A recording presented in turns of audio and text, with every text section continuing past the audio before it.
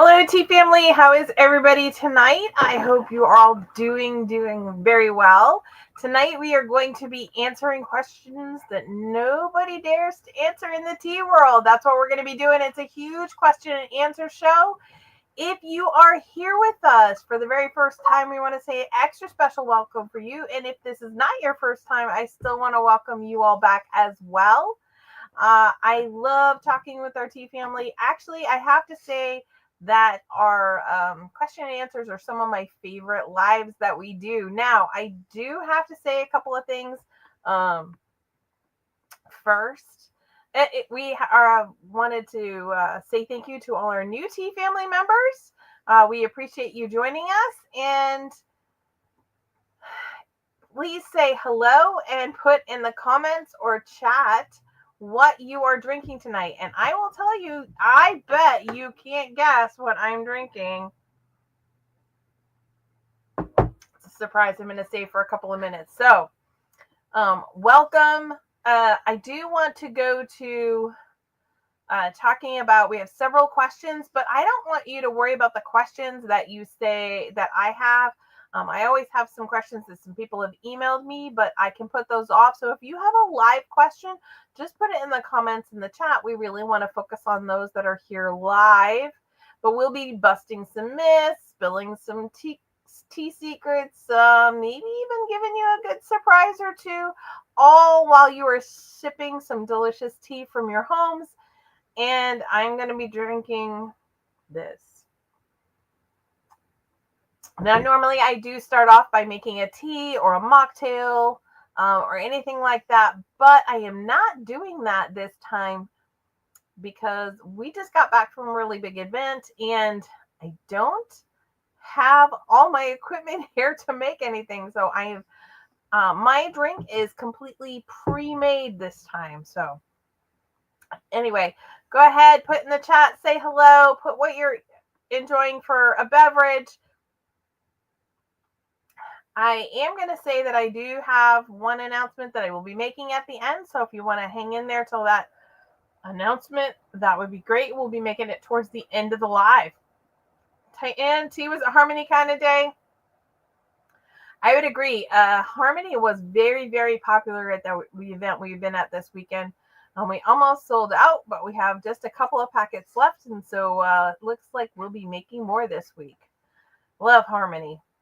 The real question is, did you drink it hot, cold, or did you make ice cream with it like we did?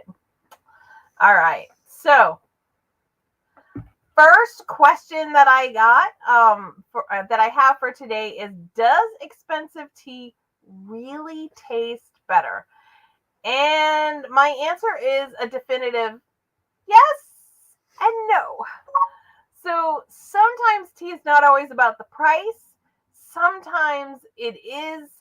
You pay for a little bit higher quality, and that can happen, and it's going to taste better. But there are other factors. You can have a really high quality tea, and if you don't brew it correctly, it might not taste the greatest. So I see Kim's drinking Ancient Green Dragon. That was a very popular flavor this weekend as well. Oh, it's hot, and then you go, perfect. That's how you want to do it. So yes, keep in mind when you're paying for tea, you're paying for where and how the tea is grown, how it's harvested, how it's processed, how fresh it is when you get it, whether there have been anything added to it, for instance, like a sprayed on flavoring or anything like that. So things like a first flush Darjeeling tea, which is harvested in the early spring, is typically more expensive than the second flush. That is because it's going to have some more delicate floral notes that many tea lovers really, really enjoy.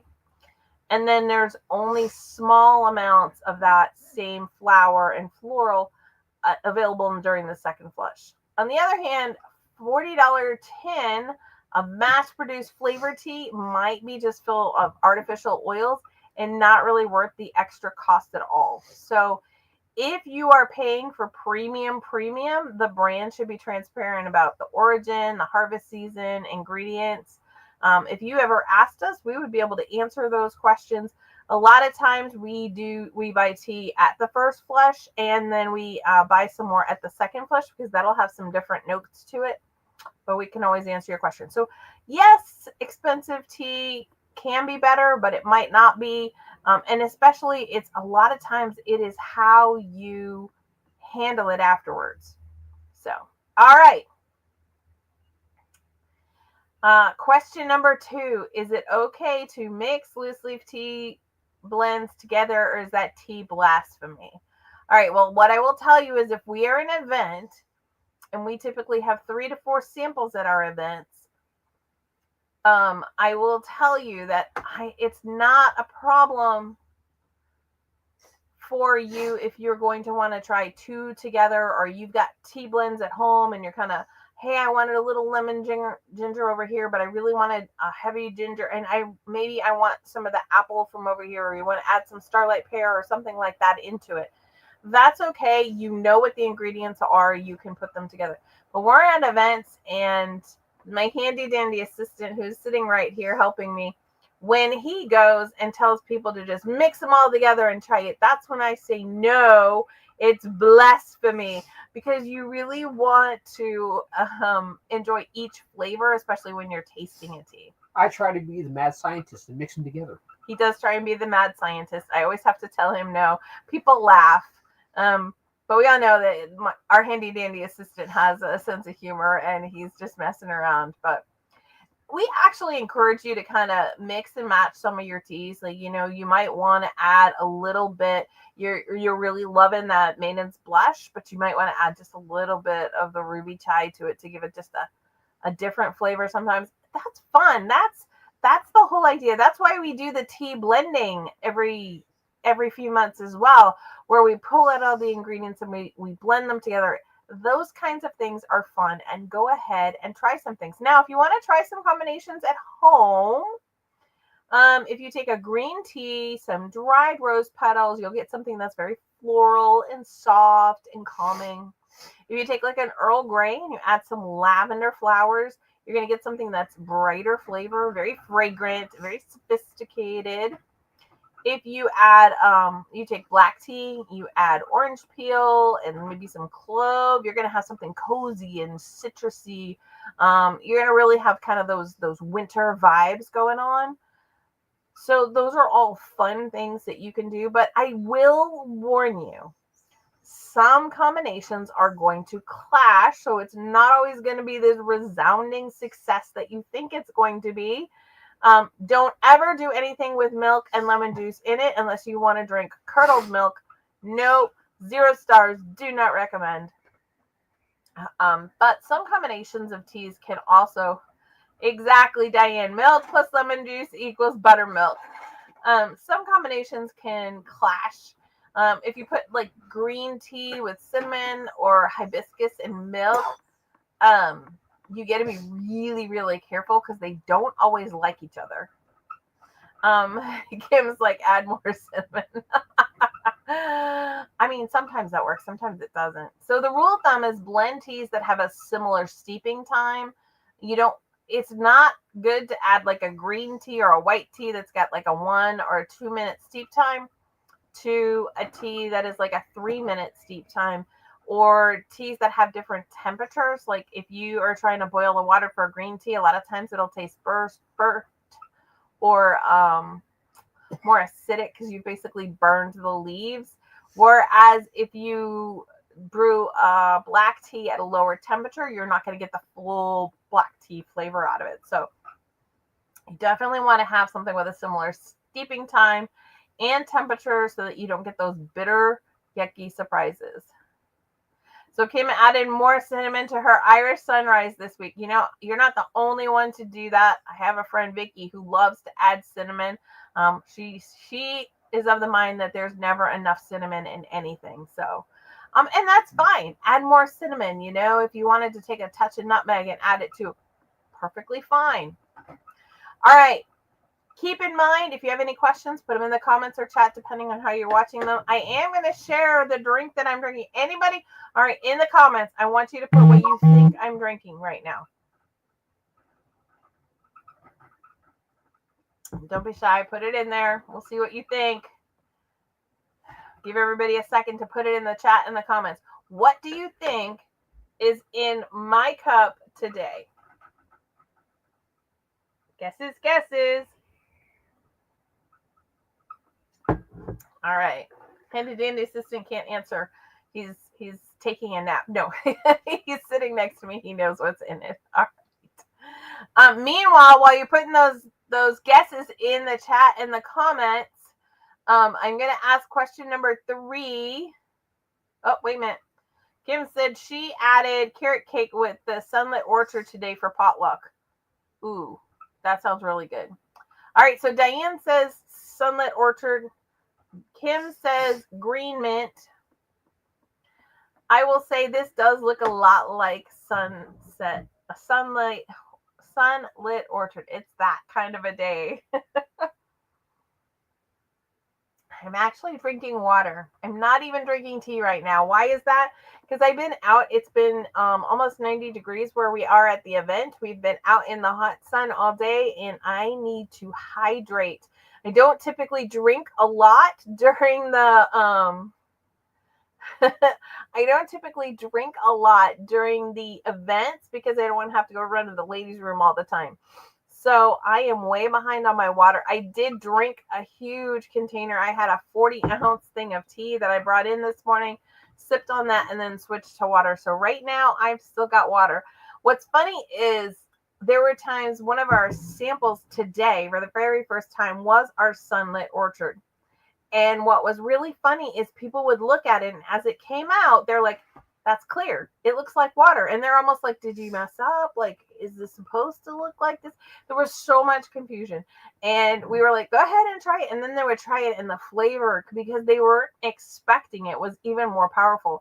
Got a lot of people that really enjoyed that new blend. It was just funny to watch them because it is very much a clear, very similar to water kind of thing. Whereas tea, you think of as kind of like reddish brown or green, or sometimes into the yellows, or a white tea where you got a hint of that green yellow.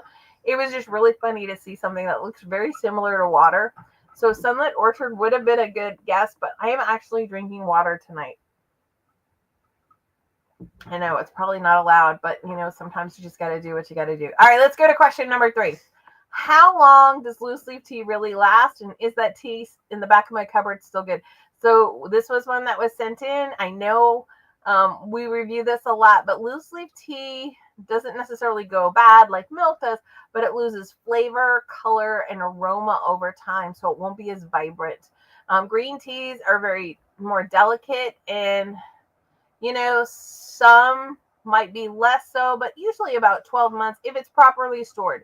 If it's not properly stored, I'd say 6 months. So what is properly stored? Closed away from light and heat and humidity. So that's why like our pouches, you can squeeze the air out, and they've got a Ziploc seal. They do not have a window for you to see the tea. I know that looks really pretty and it's very appetizing to buy, but it's not good for the tea. Or the tins, the deluxe tins that are the double lids.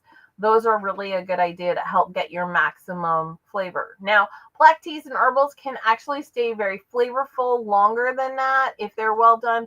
But we always say you want to drink your tea within 12 months. You can try and stretch it out to 18 months if you've taken really good care of it, kept it in the dark, sealed away, no oxygen, no humidity. Spice heavy blends like a chai, they can lose potency a little bit faster, especially if not stored properly. So a good test is if you've got something that you were cleaning, it's springtime. So maybe you were cleaning out your cabinets and you're like, oh my goodness, I found this tea way back here. I don't even remember how old it is. I don't remember when I got it.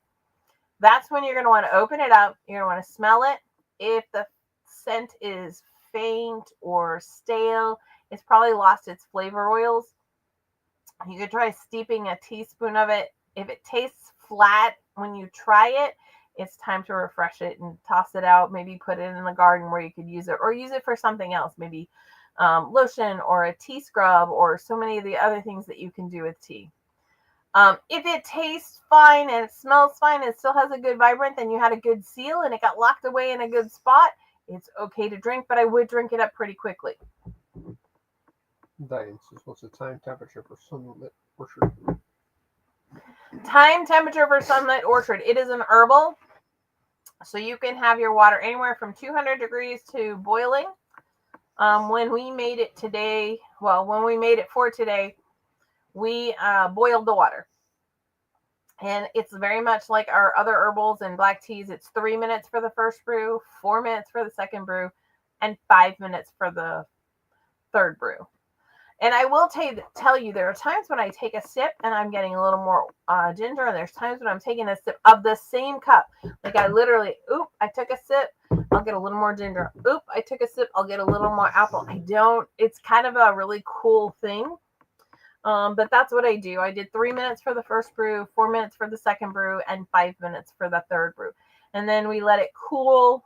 We actually made it last night, and then we let it cool, because when it's this hot out, very few people want hot tea, but they do want that cooler tea in temperature. So great question. I appreciate that. And anybody else has questions, put them in there. But did I surprise you with the fact that I was drinking water? I'll bet I did.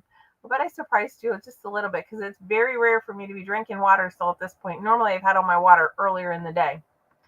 All right, let's go to question number 4. Is there such a thing as too much tea? And what happens if I drink a lot of tea every day?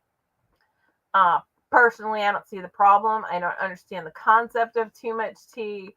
But to be real and to be fair, if you're drinking a lot of caffeinated teas, especially highly caffeinated, like black teas, even oolong teas, I mean, even to a extent, depending on how much green tea you do all day long, and you're not drinking any other water or anything with it, and you're drinking a lot of caffeine, especially right before bed, you might have some trouble sleeping, even if it doesn't feel like the same kind of caffeine that you get in coffee.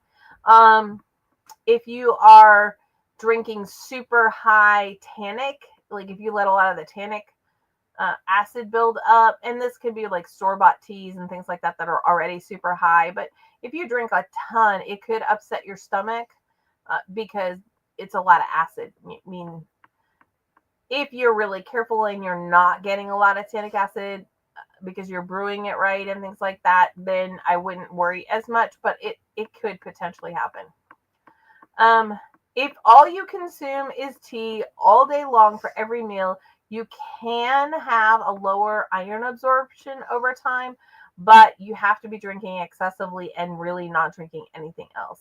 So that kind of stuff all said, most people drink 3 to 5 cups of tea. I would say I'm a little bit above average. My average day, I'm drinking, 6 cups of tea. But I'm also drinking a lot of water, and I'm drinking occasionally when we want to go to bed and we don't want tea, or it's like chilly in the winter, we'll make homemade hot chocolate with sugar-free chocolate chips and just some local fresh milk. We'll have that. So I drink a lot more water than I do other things to kind of balance it out. But, you can always try and rotate. If you're worried about this, rotate out some of the caffeine. You're like the Serene Sunrise or the Peeling or, the Morning Irish and those kind of heavily caffeinated teas. Move to some of our caffeine-free blends like a Ruby Chai or the Sunlit Orchard or even Maiden's Blush, something Evening Mint, something like that that's not going to have the caffeine. That way you can still have that flavor and still enjoy that tea without having any of those kind of digestive problems or anything like that. They recommend less than 400 milligrams a day for coffee. 400 milligrams a day. So we're 400 milligrams of caffeine? Yes. Sorry. Milligrams of caffeine. 400 milligrams of caffeine a day. You could drink for coffee. You could drink a lot more tea than you can coffee and stay under the limit for caffeine per day that is suggested. All right, question number 5. What makes loose leaf tea better than bagged tea, really? Okay. Oh, we got another tea. Let me do this question first. All right, here we go. I forgot to do this with Diane's question. Sorry about that. Where does oolong fit compared to white and green teas? Okay, oolong is actually about halfway between a green tea and a black tea. So what does that mean? It has about like caffeine level. The average caffeine level is about halfway between, and it's because it's really oolong tea is literally processed, about halfway through the green and black. It's a really great middle, and it brings so many flavors, so delicious. But it is going to be about there. It's got more caffeine on average than a green tea, less caffeine than a black tea. So you're going to still want to keep an eye on that. You're still in that caffeine level, so you don't want to overdo so much. But that's where it is. White is definitely the least, but white can be very, very pricey depending on where you are, things like that. Okay. So black tea is shorter than oolong tea. Oolong tea. Oh my goodness. The dad jokes. I cannot even respond. I'm just going to drink my water. I am really sorry for all the dad jokes that are coming your way tonight. All right. So what makes loose leaf tea better than bag tea? Really, short version: quality, flavor, health benefits, multiple brews, quality, less tannic acid. Those are kind of like my biggest ones overall. Long version: bag tea is usually made from the fannings and the dust, the leftover scraps from processing whole leaves. They're going to lose those essential oils really fast. They turn bitter. They're very high in tannins, which is what makes them bitter because they produce a ton of tannic acid very quickly. They're also the most caffeinated ones. Loose leaf black tea of the exact same kind. Like, let's say you're processing the same tea, the dust that they get from that tea will actually have a higher caffeine content than the whole leaves. A lot of they're finding more and more and more that the bagged teas, those pre-bagged teas, even in the paper and the silk pouches and everything like that, they have a ton of microplastics in them. They might even have some bits of metal shavings and different things that they have found in them. It's one of the reasons why when we use the bags, we use those all natural cotton ones that don't go through the factory like that, so that they can they're a healthier and 100% biodegradable. So I kind of want to look at this another way. A cup of loose leaf Assam, full body, slightly malty, usually has a very smooth finish. A bag of black tea versus a cup of bagged black tea, where it's going to be more bitter. It's going to be flat. It's almost going to seem and taste like it's oversteeped. And this is why we recommend loose leaf tea, even if you eventually put it in the bags and create your own when it has enough space. The other thing is you can control how much tea is in the bag. That's another benefit. Sorry, I'm all about the benefits to loose leaf tea. I can control if I have a day where I want to make it a little stronger, or if I want to make it a little weaker. I can adjust the amount that I'm using in that loose leaf tea cup that I'm making. Whereas if you've got a tea in a tea bag, you are controlled by them. And so many times I have a 16-ounce travel mug that I take to work, right? I've talked about this. And I have to figure, I have to use 2 tea bags, right? But what if I don't want it quite that strong? Well, maybe I want it a little weaker, so I really only wanted 1.5. Well, you can't really split open a bagged tea and do that very well.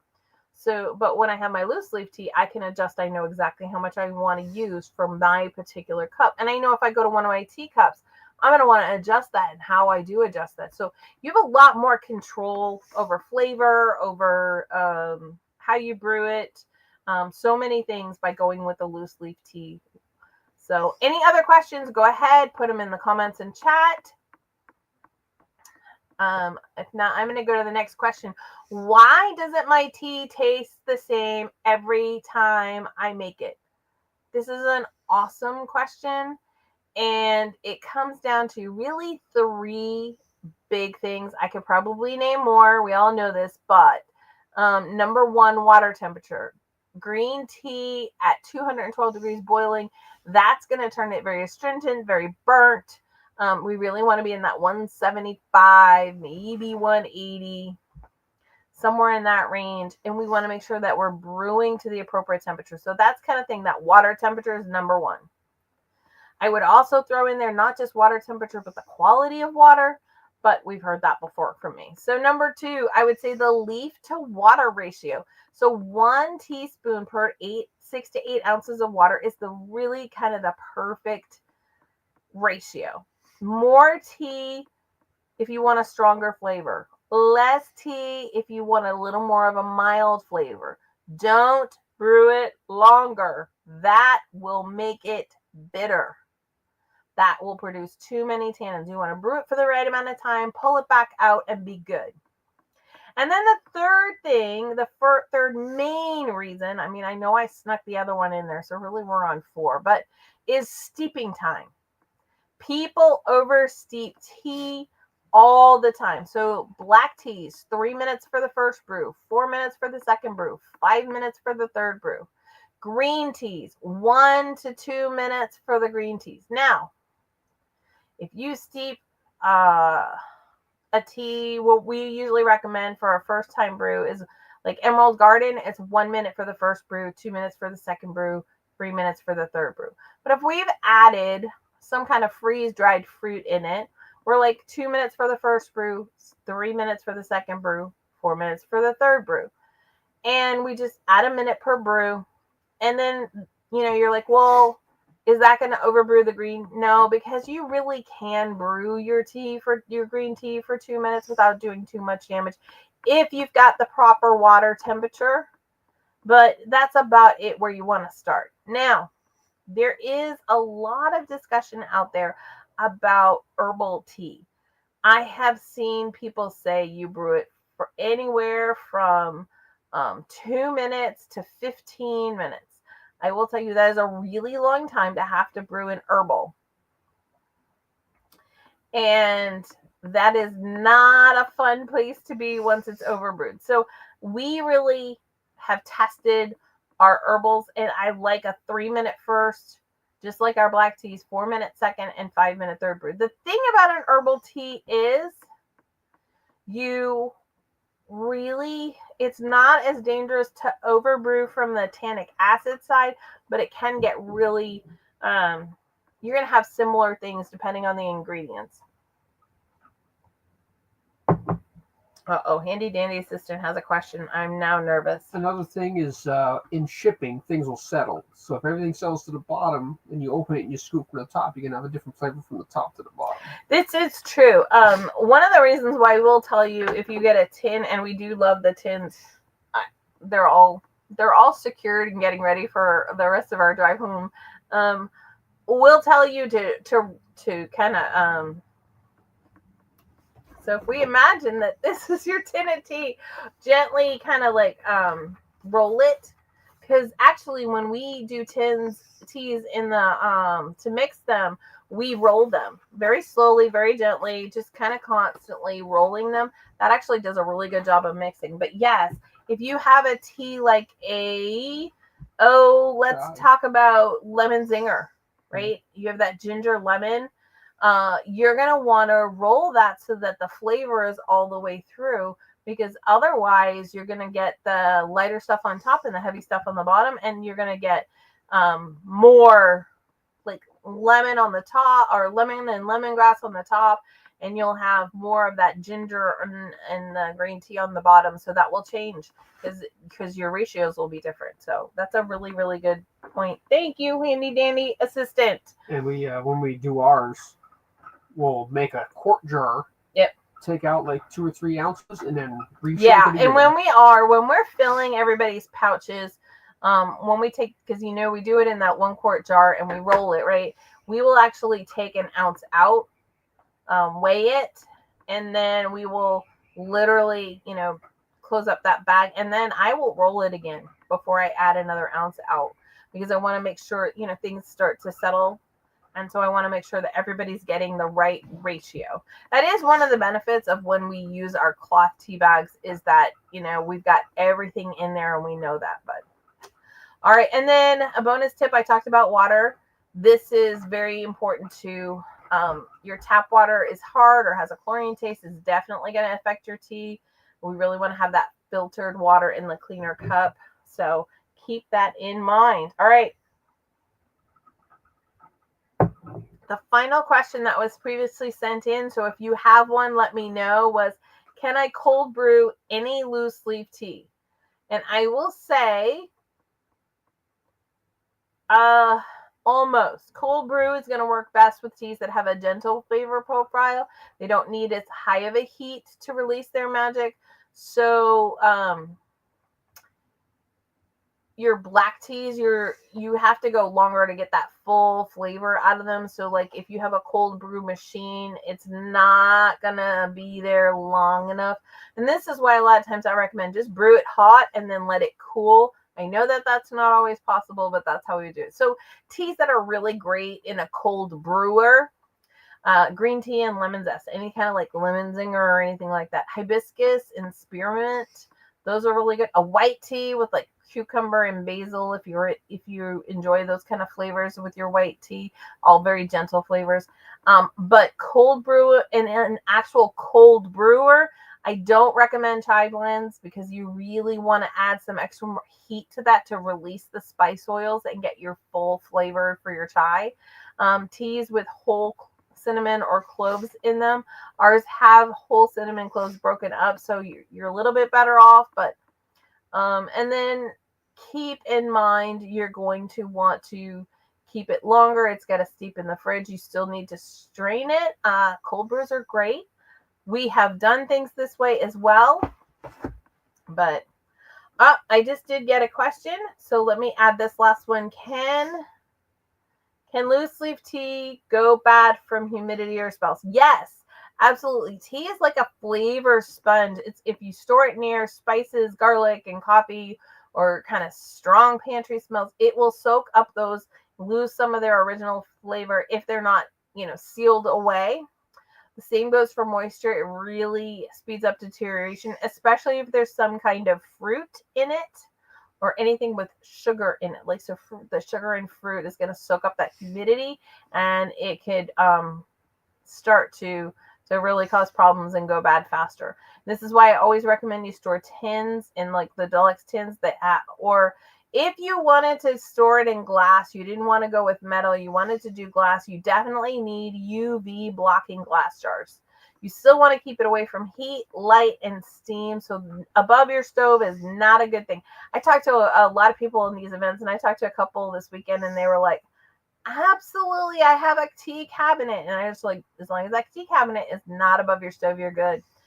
You can always, if you're worried about it being like, if you live in the South where it's just always a lot of moisture in there, it's okay to add a food safe silica packet to the tea to absorb any stray moisture. We will do this with our teas that have like appealing, that have apple in them, or our freeze dried fruits like Harmony and stuff, because there could be a lot of humidity at that point, and we want to make sure that we're keeping it as perfect in those packages as possible.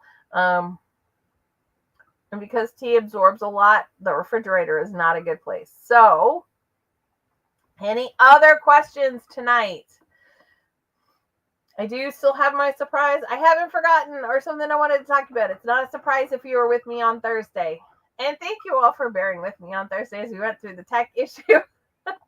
It was one heck of a thing. We think we fixed the problem because everything is working perfectly fine right now. But I do want to say I'm not seeing any of the questions. All right. So what I want to talk about is we are going to be doing, it's going to go out in the beginning of May, and it is a 3-month subscription. We're kind of thinking of Mother's Day, and so it's a 3-month subscription, and like our year-long subscription for Tea and a Mystery, it's going to have a 3-episode little mystery with it, and 3 specialty tea blends to go along. I will say Harmony is going to be one. There's going to be one black tea, one herbal tea, and one green tea. And the green tea rather, will be Harmony. And the reason for that is it's Harmony's season. But for 3 months, they'll get that episode. We did have a special pricing at the event, but you will start to see more and more of that. And there you go. Handy Danny assistant started to move the mouse because he was starting to stretch a little bit after being in one position and almost clicked us out of here on accident. So, oops. But anyway, so I did want to share that with you. Next week, I can't remember what we're doing next week. Well, we will be live at 6 p.m. just like we always are. And I'm still giving you a chance if you had any other questions. Kim says, 70 says that she also adds extra cinnamon to my onyx chai. So here's the thing. I love that you guys are doing that. I am not insulted at all. I think it's awesome. We always love it when people kind of create their own. And if they start with us for a base, that's awesome. There you go. Okay, Stephanie, I see your question. How did it taste? How did what taste? You answer that question, I can answer your question. I see all my comments here. How the carrot cake in the orchard bun. Yeah, I was interested to hear that too. Diane, how did that carrot cake in orchard? That was Kim. Or Kim? Kim. Okay, so Kim cooks the carrots in the tea, and then I'm all out of sorts. So Kim cooked the carrots in the tea. Did you get any of the tea flavor in it? In the carrot cake that way? I'm waiting for you, Kim. Let me know. You add a little more tea to thin it out at the end. Okay? Okay.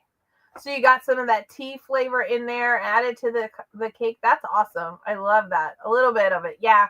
It's harder when you're in that kind of a situation with the carrots, but and the sugar. That sounds really fun. We'll have to try that. Awesome. Awesome. And you added more tea at the end to give it flavor. That's awesome. I love the fact that you're being creative. We talked to a lot of people at the event this weekend about our Harmony ice cream that we made. Unfortunately, our handy dandy assistant only had a day or two in between major allergy issues to actually really taste it completely because his nose is still stuffed up. And then the cottonwood started to bloom and that took care of it. So, but people were really excited. They're like, oh, wait. You've tried tea-based ice cream? We're like, yes. And here's what we would recommend. And then we talked about how Stephanie had made that onyx chai cheesecake as well. So the Harmony, I'm glad you liked that ice cream, Kim. It's really fun when you know, who would think about like a green tea ice cream? It's not a normal thing here in the States, but it was so good. I really liked it. And I like that I actually didn't use, and I said this, I used half the amount of sugar. I didn't think it needed any more sugar in my opinion, but all right, everybody, if I don't see any more questions, then I think we're probably done for tonight. I will see you all next Sunday at 6 p.m. and I hope you have a wonderful week. Bye.